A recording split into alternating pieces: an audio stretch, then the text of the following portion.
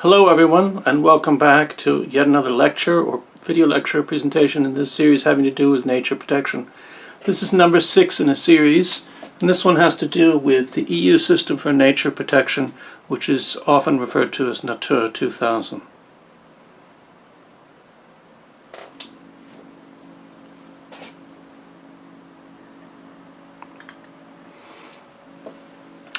Now within the EU, of course, each individual EU member state could have their own system of nature protection. It could be very centralized, it could be decentralized, where national authorities have some sort of responsibility and regional or local authorities have other kinds of responsibility. But that's what I'm talking about now has nothing to do with that per se. Instead it has to do with looking at a more continental level, where there are decisions that have been made in the EU which add to nature protection initiatives in the member state level.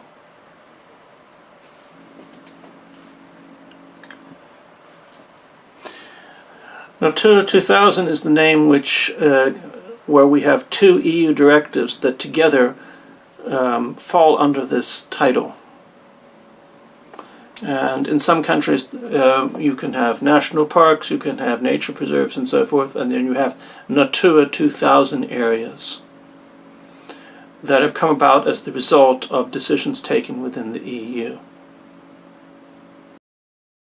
Some of you may be very familiar with what about the European Union is, whereas others may not. So before we go on to talking about nature protection within the EU, I thought that I needed to say something about the origin story of the European Union. We have the Second World War, which devastated large numbers of countries in Western, Central, and Eastern Europe. And the foundation, the sort of ideas having to do with the EU originated in the late 1940s and into the 1950s.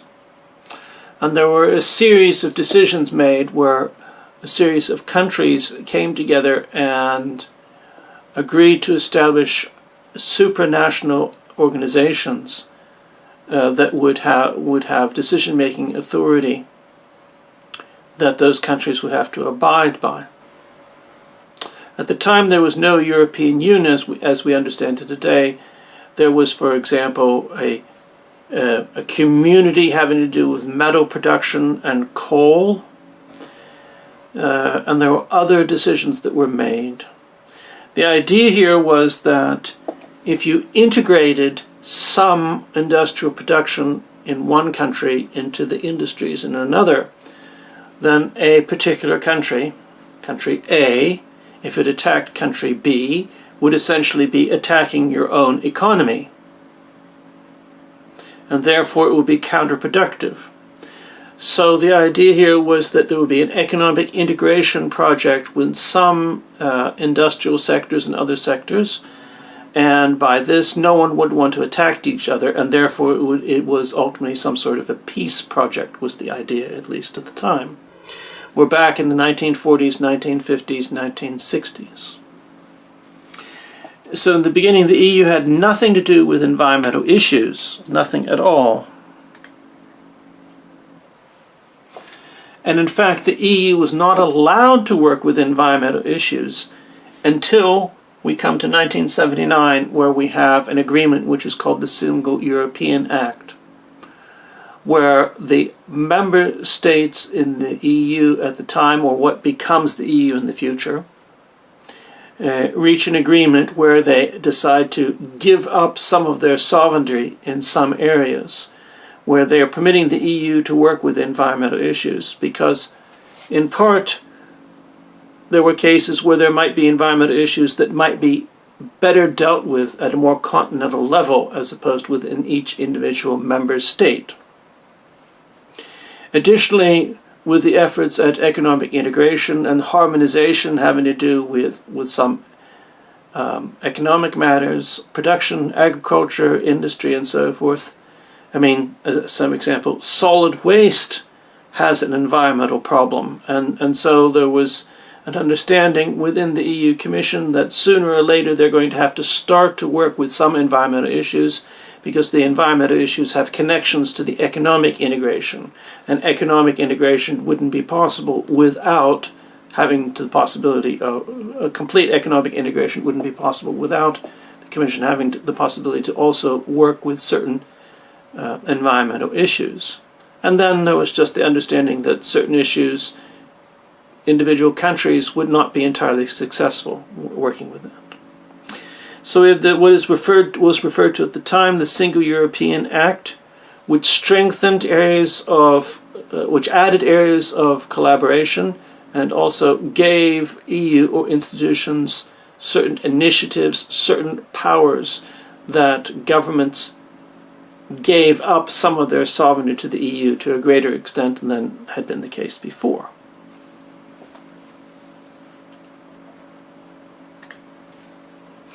Now, in the past, when it comes to the EU, and when I'm talking about the past, I'm talking about 1960s, 1970s, into the 1980s.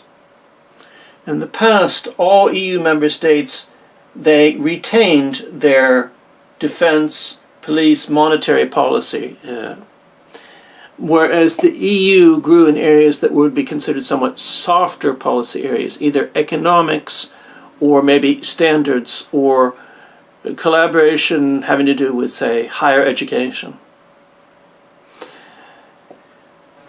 And the environment becomes an area of what we could refer to as shared sovereignty, that in some circumstances that the nation states, the member states, retain all of their power, all of their sovereignty in some environmental issues. In other cases, the decision is made that there's a sharing of power or sovereignty.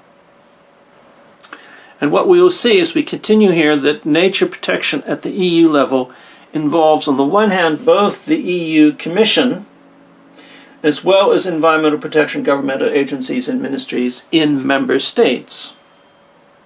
So sometimes, in some environmental issues, the EU has a coordinating role. In other cases, they have the possibility to take initiatives, that there can be decisions that are made that member states must follow directly, or, in the case of directives, that the spirit, the intention of the direction has to be fulfilled, but individual member states can do this in different ways. They have to react.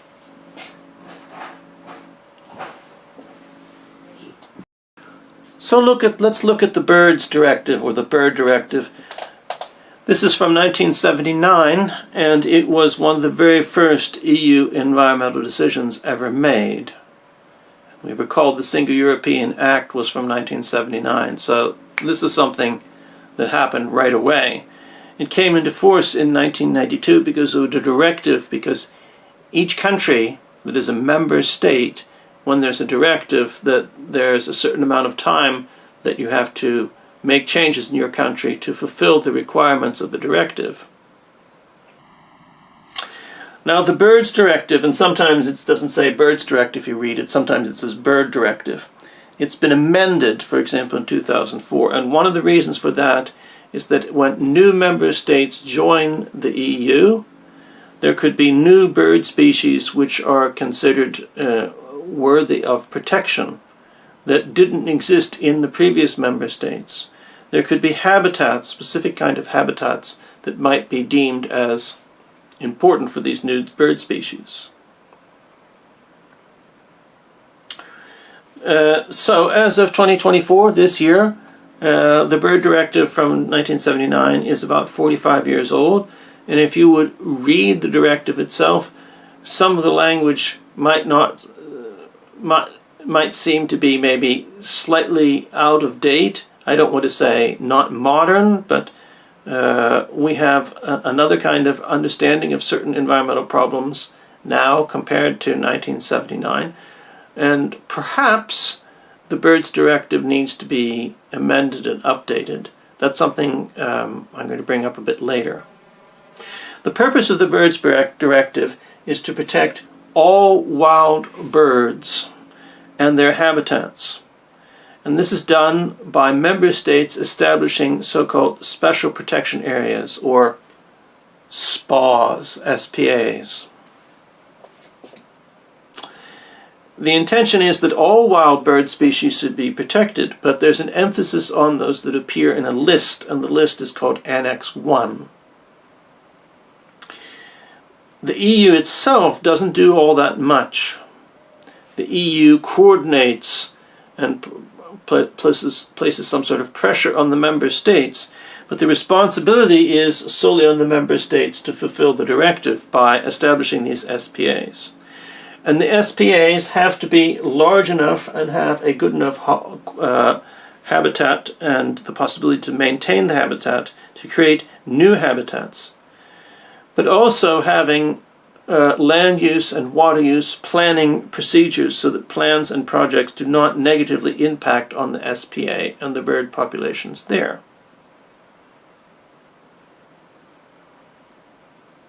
In practice, this means that sometimes countries, member states, establish new areas of protection, specifically these SPAs. In some cases, you have a nature preserve or something else, and the SPA is, so to speak, added on top or placed underneath, or so. That's the same area, but now there are additional forms of nature protection which are added there, or concerns. Additional species need to be protected, and in some cases the country will make changes to the existing nature protection decision, say a nature preserve, and then they have the SPA, which is the reason for that change. It's sort of like two decisions, the national decision and then the EU originated decision, that both are applying to the same area, but perhaps not applying to exactly the same species in exactly the same habitat. The directive consists of more than one list, and Annex 1 is the most important, because that's the list of the species which are specifically mentioned that are to be protected. There are other lists, for example, species that appear in Annex 2. Some form of hunting might be possible, but hunting is not, it's very regulated what kind of circumstances, and the population needs to remain viable even after hunting. The word sustainable isn't used in the 1979 directive, but we could consider it that some circumstances, what we could call sustainable hunting, might be possible. Something else which also is included there, if there's a public health emergency, suppose there's a bird flu which could spread to humans, as an example. There's a provision in the directive to kill infected birds. In other words, public health issues are more important than nature protection issues. Of course, the infected birds with the bird flu, there could be other kinds of animals that could catch the bird flu. So perhaps there's a reason also for nature protection to kill infected bird population. If we look at some of the process here, we have the directive, and member states are going to have to identify if species in Annex 1 exist in their territory, where they exist, and which habitats are needed for the species to survive and thrive there. So we can think of this as some sort of a mapping exercise, and as a result of this, some sort of governmental authority themselves or with help, perhaps they have employed researchers at universities to help them, depends upon what they decide to do in that country. You reach a decision about which SPAs are needed in which locations, how large they are should be, and what sort of decisions need to be made at each SPA. And these decisions should be based on the idea of there being a viable population, that there will be habitats that will provide enough food for the birds, the possibility for reproduction and breeding populations, the possibility for nesting and so forth, but also that at certain times of the year perhaps the bird should not be disturbed at all. It's not just the physical resources, but we say free from disturbance by humans and free from noise or something along those lines. Another matter which is of concern, in the SPA, it could be that certain land use activities can continue, but they need to be regulated. We can have agricultural and forestry land use practices that occur there, that it might be possible to combine these with the intentions of the SPA, or maybe not. It could be that there's some land use practices could lead to potential serious negative impacts. It could also be transport infrastructure, for example.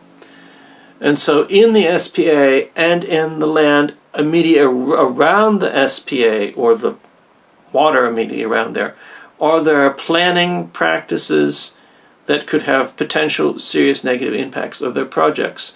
There needs to be some sort of process where the member state takes that into consideration in decisions about land use or water use practices. What we see here is that the directive attempts to put pressure on the member states when the EU has a continental perspective, so that the member states don't just look at the national and local level, that they become involved in a continental network of bird and habitat protection, for example, migratory species. So we could imagine a situation where we have a particular bird migratory species. It spends summers in country A, it spends winters in country B, EU member states, but on the way in the spring and the fall, flying back and forth, stops in countries C and D. And in countries C and D, in the past there hasn't been any interest in these migratory bird species because they're not there for long periods of time. They're only there for short periods of time. So this will force these member states to do their part in the continental perspective, to make national and local decisions that are more positive towards, in this case, the migratory bird species. In addition to the requirement to establish SPAs and SPAs that are of sufficient size and have sufficient habitat for the birds, the directive also either forbids or strongly regulates killing of wild bird species in general, but also other kinds of negative activities. For example, capturing with a net or sow birds that are then sold, the collection of eggs from nests, and so forth. So we see that the directive requires member states to set aside land and have habitats which are of sufficient quality, but it also forbids or strongly regulates other kinds of activities in the SPAs or outside the SPAs, all in the interest of protecting the wild bird populations. Either wild bird populations that are in danger of going extinct or whose population numbers are very low, and there are concerns about that. So the directive has been around since 1979 and enforced since 1992, and the number of member states in the EU has increased generally from year to year. And as of this year, 2024, there are about 200 species covered by Annex 1 in the directive. Together on the entire EU, there are about 54 SPA locations. Together there are about 54,000 SPA locations. If a country wants to become a member state of the EU in the application process, as a new member state, a country has 2 years to map the needs for SPAs and report to the Commission and make decisions so the country complies with the directive. We can imagine a country that is bordering on the EU and has some kind of interest in becoming a member state and has some kind of environmental interest already. This might be a directive that they might be interested in starting to work with in anticipation of becoming a member state. So we could see that there could be some sort of influence outside of the EU. Let's look more at the process. So each member state is required by the directive to, as I've written here, do their homework and to make decisions at the national level and the local level and report on what they've done to the EU Commission. Every third year the Commission will make a review and will report to the country in question about the status of fulfillment of the directive, what positive results can be seen, what kind of problems might still exist or have arisen since the country made its original decisions about SPAs and so forth. Perhaps the EU Commission is not really satisfied with a particular country. They can communicate this to the country in their report, and they can request a response. But since member states have not really given up their sovereignty here, it's some sort of shared sovereignty, we can say here. This means there's very little that the EU Commission can do beyond this when it comes to the Bird or Birds Directive. They can try to put pressure on getting some sort of a response and so forth. But it is ultimately each individual country which is making a decision how they're going to conform to the Birds Directive. We can imagine a situation where a member state that has a low level of ambition establishes a number of SPAs, and that looks good on a map, but in closer inspection, the EU Commission might say, you know, some of these are too small and the habitat is too poor for these bird species. You've set aside some land, but it will be not possible for the species to breed there, or you have not taken the species in consideration in making land use and water use planning decisions around the SPA.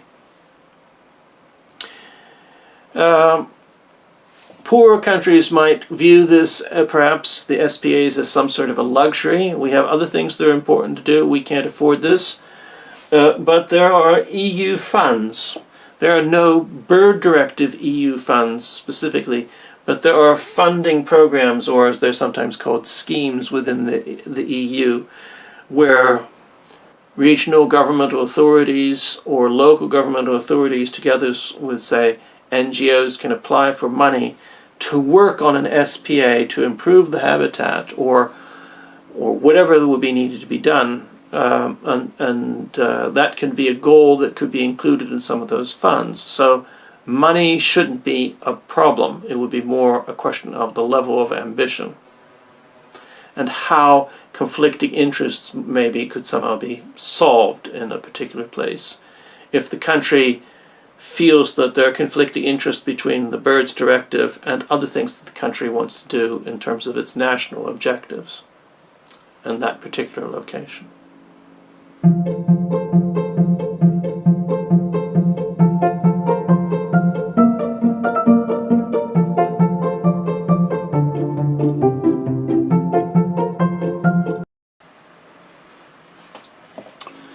So, welcome back. We're going to continue to be talking about Natura 2000. This is a continuation. We're moving from the Bird or Birds Directive to the HABitat Directive. This directive is much more recent in time, from the early 1990s. And this is about the same time that various parts of what we refer to as the European Economic Community and other forms of collaboration between countries in Europe amalgamated together to form the European Union. When we look at the HABitat Directive, we can see that in some ways it covers more than just what was covered in the Birds Directive, because it's a considerably much larger number of species, plants and animals and their habitats, not just birds here.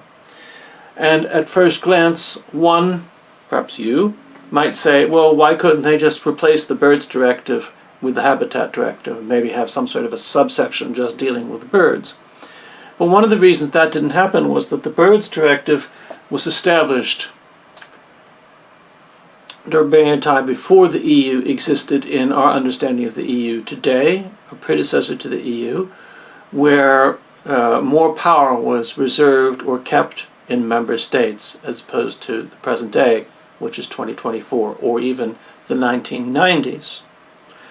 So we can see that the EU Commission has more power in 1992 compared to 1979. So not only is this a directive dealing with different kinds of habitats, different kinds of species, and so forth, but it's also reflecting the power distribution between the Commission and within the EU versus the member states. What kind of goals do we have in the HABitat Directive? What kind of goals do we have in the HABitat Directive? We can see that there are many more species that are going to be protected, and also there are specified certain kinds of habitats that need to have some sort of protection. with the goal, the idea is that there are some species that are declining or in danger of disappearing, and the goal is to halt this further decline and then to be able to increase the number of individuals in populations in endangered species and to improve in various ways the status of the habitats. So if there's a poor status in habitats, the idea is the habitat will somehow be restored or renovated by human activities. And this could be, of course, that certain activities are no longer permitted in the habitat, or certain activities around the habitat are no longer permitted, but it could actually be some kind of physical restoration activity that humans do that may cost various forms of government something. Now, just like the Birds Directive, the HABitat Directive has lists, and these are, just like in the Birds Directive, these are also called annexes, and they get an annex number with a Roman numeral here. And this is somewhat similar to international agreements in the area of the environment outside of the EU, where you have your agreement, and then you have your list of species, you have your list of chemicals, or whatever it is, and that the agreement itself might not have to be changed, but maybe you could add or remove species to a list, or add or remove chemicals to a list, and that there's an agreed procedure about how you do that. So the idea would be here in the EU that based on evolving scientific understanding, you might need to put additional species on the list. And so in Annex number 4, Annex Roman numeral number 4, the HABitat Directive states that member states have to prohibit certain things. All deliberate capture or killing of species that are listed in that annex. Also, it's prohibited to deliberately disturb at all times of the life of individuals in the species population. And the disturbance could include damage to the resting and breeding sites. Not permitted.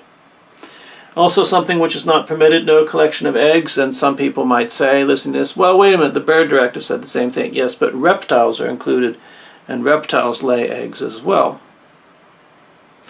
And now, because of plants being included here, the plants that are protected, no one is allowed to pick parts of the plants or dig them up or in other ways collect them. And the same way with the Birds Directive, the keeping, transport, and sale of wild species is prohibited. There are some provisions made for scientific study and to determine the status of a particular habitat or species that researchers might need to temporarily capture certain species to weigh them or whatever to have a better understanding. But that is permitted and then determined by the member states how this should be done. So how about the steps in establishing what is referred to as Special Areas of Conservation, SAC? So in some ways it's a bit like with the Bird Directive. Each member state has a number of people that looks at the HABitat Directive. And you see how that applies to you. You see, are there any species that are listed in our territory? Where are they? What habitats are they in? What is the status of the habitats? What is the status of the species? We might already be giving them some kind of protection. Anyway, but based on this sort of mapping exercise, then each member state proposes a list of special areas of conservation that would be needed for the protection of the species and the protection of the habitats. So the steps in the process of establishing special areas of conservation. This, at least at first glance, seems to be a bit like the Birds Directive. But instead of SPAs, these are SACs. So each member state looks at the HABitat Directive and says, what kind of species, what kind of habitats are in those various kinds of annexes, and what is it that we're supposed to do? And then each member state determines where in our territory are these species, where are these habitats, and what kind of status do they have. Are the species endangered here or not, or are the habitats in good shape ecologically or not? Based on this, shall we call it mapping exercise, each member state then proposes a list of special areas of conservation, that these would be within the country important sites for the protection of particular species and particular habitats. The next step is that these lists are, or lists in reports and so forth, are sent to the EU Commission by each member state, and the EU Commission then uses the list that they've received from all the member states to create a list as part of the HABitat Directive called Sites of Community Importance, SCI. And it's the same way with the Birds Directive. Here we have people in the EU Commission that are trying to look at the entire continent in terms of nature protection with these species and these habitats. Whereas usually the member states are thinking nationally and locally about nature protection. And the HABitat Directive says that the Commission doesn't do this work all by itself with the SCI. There's help from member states. That would be some sort of consultation. Perhaps there's something unclear in a report and the Commission wants to understand something better. But since the European Environmental Agency, the EEA, has been established after the Birds Directive and as part of the sort of one of the institutions established as the EU is formally established, the directive refers to the Commission to, receiving help from the EEA in this regard, and that the Commission should contact select scientific experts for more information as needed. So while the EU Commission is relying on input from member states, it is ultimately the Commission who decides about the SCI. That doesn't sound quite the same as with the Birds Directive. So the SCIs, all of them, automatically become part of the Natura 2000 network. Then the various member states have 6 years to take their SCIs, the ones that are on the Commission's list in their territory, and turns these into SAA decisions, in other words, special conservation areas. And they establish these special conservation areas with the intention of maintaining and improving the habitats and making sure that species that are in decline, in danger of extinction, that this is halted and that the population status of the species can improve. What the directive speaks about the species and habitats, and the habitats to be in a good condition, and they specifically say that this should be determined using scientific assessments. This wasn't stated as clearly about the need for scientific statements, ecological studies, in the Birds Directive. Now, you might look at particular countries that are member states in the EU, and some of these might refer to these nature protection areas that they established because of the HABitat Directive as SCAs. Others might refer them to SCIs, or the equivalent in their own language. So just you understand that they're actually talking about the same thing, but they have different perspectives about what terminology they should be using. There is a Natura 2000 viewer.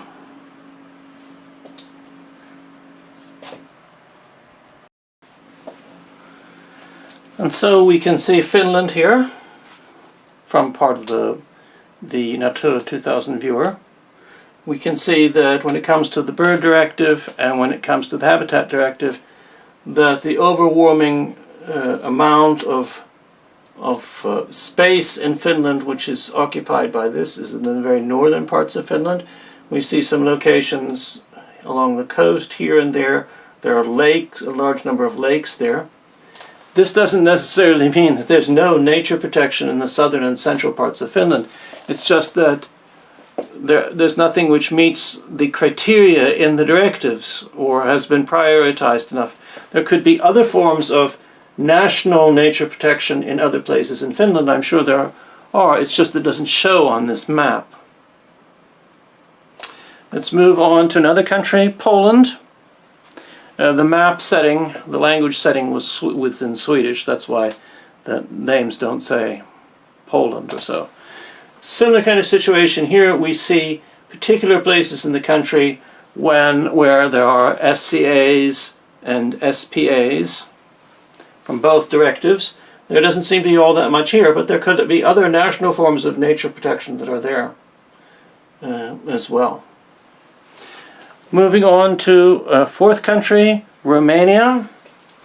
We see that the SCAs and SPAs are in the central mountainous region primarily, or are at the mouth of the Danube River as it empties into the Black Sea and into the Black Sea. There aren't as many locations in the rest of the country. Again, there could be other forms of nature protection in other locations in Romania.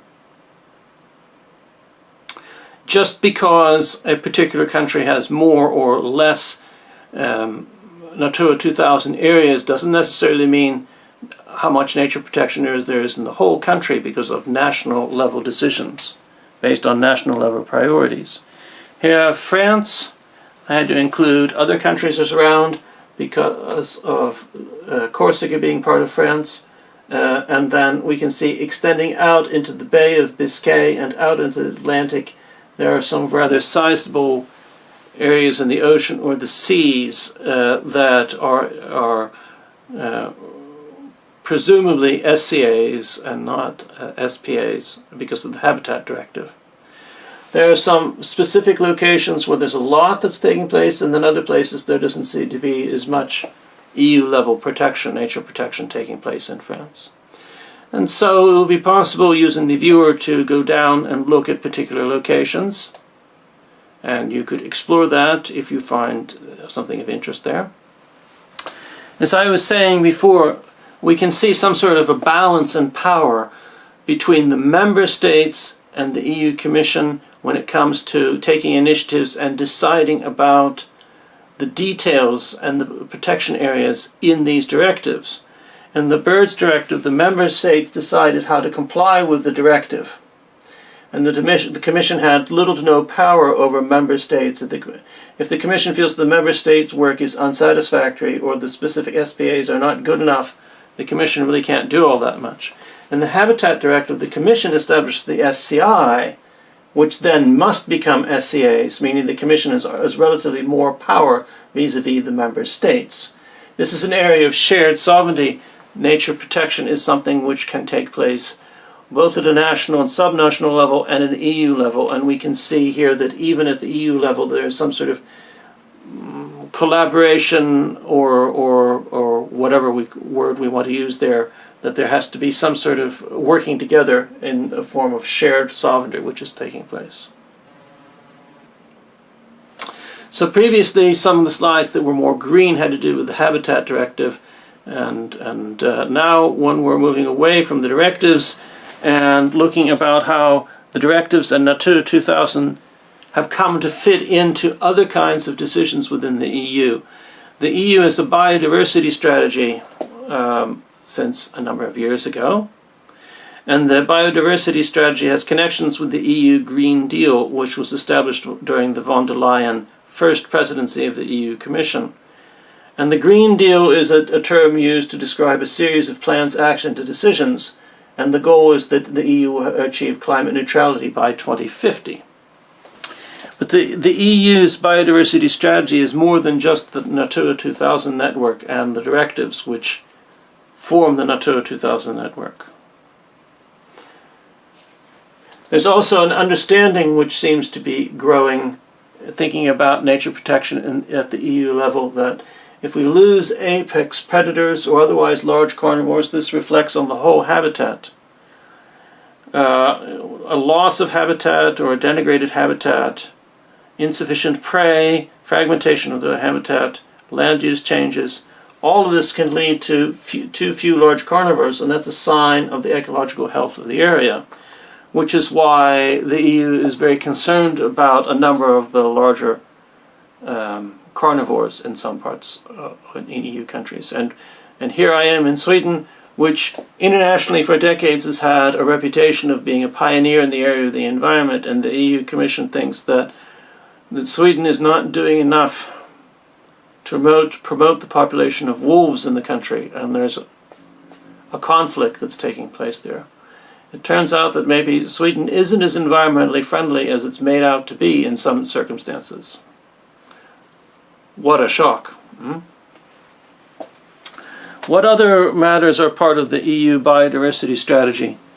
There's a European list of threatened species. If we look at the EU Biodiversity Strategy, other actions, activities which have been around for a few years, and we can see that there is some sort of connection in particular to the HABitat Directive here. We have the European list of threatened species, and this is about 10,000 European species. This list is developed and maintained by the IUCN. The IUCN, the International Union for the Conservation of Nature, but it's actually funded by the EU to have a scientific review done outside of the EU. The question is, to what extent are these 10,000 European species endangered by extinction? What sort of baseline do we need to have as a minimum to help preserve these species based on conservation efforts? That's, it's not just a list, but it's going through all these threatened species. And you can see that 10,000 European species is more than the species in the HABitat Directive and in the Birds Directive together. So this is a much wider kind of net.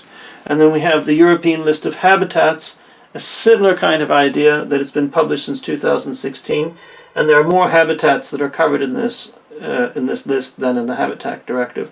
And one might suspect that if additional species are going to be put into the Birds Directive or into the HABitat Directive, or additional habitats might be put into the HABitat Directive, we can see that there's sort of monitoring of species and habitats. So it will be relatively easy to lift from these lists and put habitats and species into the directives.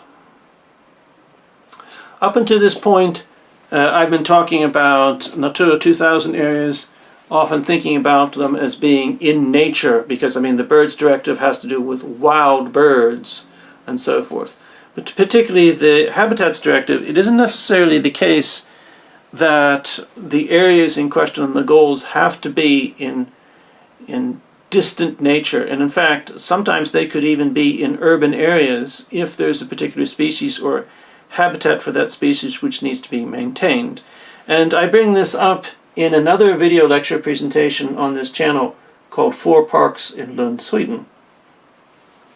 There is a particular endangered species found only in a few locations in Northern Europe, and one of these locations is in an urban park called Stadsparken in the city of Lund.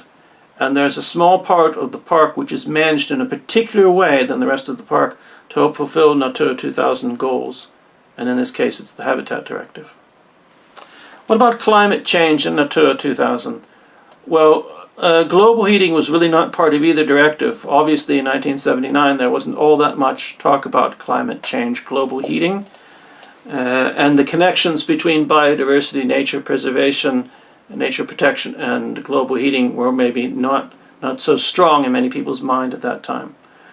But as I have talked about in another video lecture, global heating is going to start to put pressure on nature protection sites and measures. I had the two examples from two different locations in Sweden, and then I had my fictitious example in South America. And we can see that there's not always necessarily a clearly correct solution to all the problems that arise. And if we looked at Natura 2000 areas, we might come across some where we would see that global heating will start to put some pressure on the habitat. It would also put some pressure on species migratory patterns, for example. So these directives might need some kind of revisions, maybe. Moving on, what about climate change and Natura 2000? Well, thinking about global warming was not really part of either directive, and the Birds Directive from 1979, clearly that would be very unlikely. Somebody would be relating that at that time, 1979, to global heating.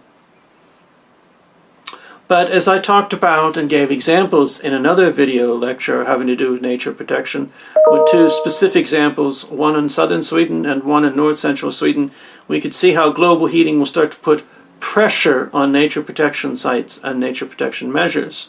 And we could see, and you could see if you've watched that and reflect upon it, there's no clearly correct solution in all those cases.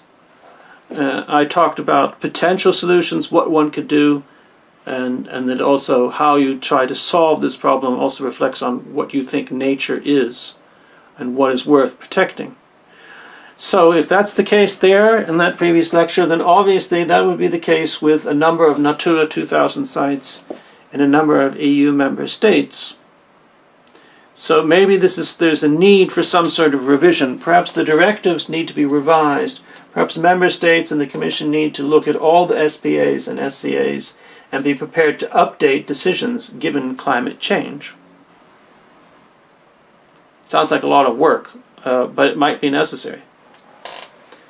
Particularly if the EU is serious about biodiversity and the Green Deal, and that there is some sort of an overlap between biodiversity and climate change.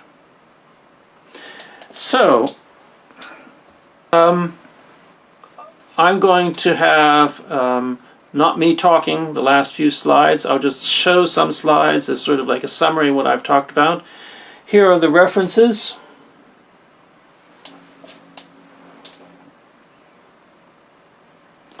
I'll provide links in the video description. So the references are primarily the two directives, and then additional supplementary materials that you can find on about the EU Biodiversity Strategy, and that's how you search to look for it. So, on to the summary, and I won't be saying much of anything else during the summary.